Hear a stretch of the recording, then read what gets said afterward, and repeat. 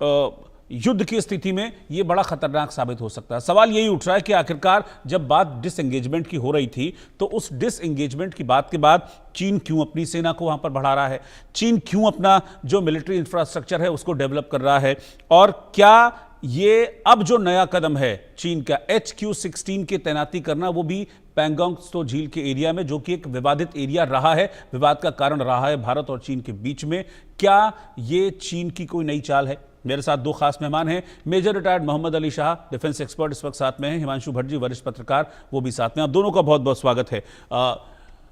Major Shah, चीन क्या फिर से बदमाशी कर रहा है? जब सब कुछ ठीक चल रहा है, डिसएंगेजमेंट हो चुका है और अपनी अपनी सीमाएं तय कर दी गई हैं कि भाई इतना इतना रहिए, सारी चीजें हैं, तो ये चीजें क्या डिसएंगेजमेंट की मूल भावना के विपरीत नहीं जाती हैं? बिल्कुल जाती हैं, और तभी इनको कहते हैं चालबाज चीन। इन पे भरोसा कभी करा नहीं जा सकता। और इन्होंने हमारे किसी भी, आप इतिहास उठा के देख लीजिए, किसी भी पैक्ट का आदर नहीं किया है।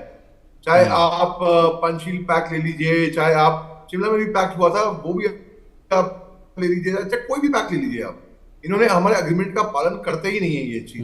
अब ये अपने LC line of action control पे ये कोई भी तैयार कर ले, मिसाइल लगा ले, एयर डिफेंस सिस्टम लगा ले, हथियार लगा ले, ट्रूप डिप्लॉयमेंट कर ले।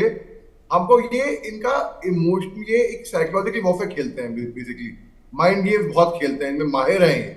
तो ये भी एक चाल हो सकती है, ये घबराने की बात नहीं है, लेकिन हाँ चिंता का विषय है कि अगर ऐसा कभी हुआ तो हमको इसकी तैयारी रखनी चाहिए। अब जब डिसएंगेजमेंट की बात हो रही थी, जब हो रही थी कि आप पीछे हटो हम पीछे हटेंगे, यहाँ पे तनाव नहीं होगा, वहां पर चीन दोबारा कोशिश कर रहा है कि तनाव बना दे लाइन ऑफ एक्शन कंट्रोल पे, क्योंकि कोई लाइन तो है नहीं, पूरा परसेप्शन है।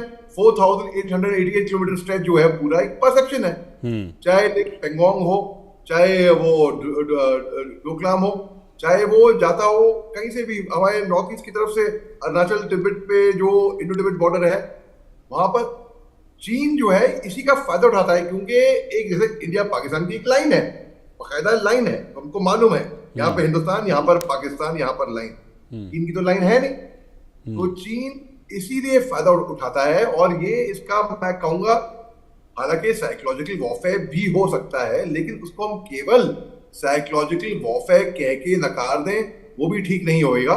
हो सकता है ये कोई प्लानिंग अगर ऐसे लेके चले, ये हो सकता है, ऐसे दमखम है, ऐसे है नहीं, मुझे लगता नहीं ऐसा करेंगे, लेकिन फिर भी हमारी तरफ से तैयारी बरकरार रखनी चाहिए पूरी तरह से। अगर कभी चीन चालबाजी को उतर आए तो हम उसका मुंह तोड़ जवाब देने को तैयार होंगे।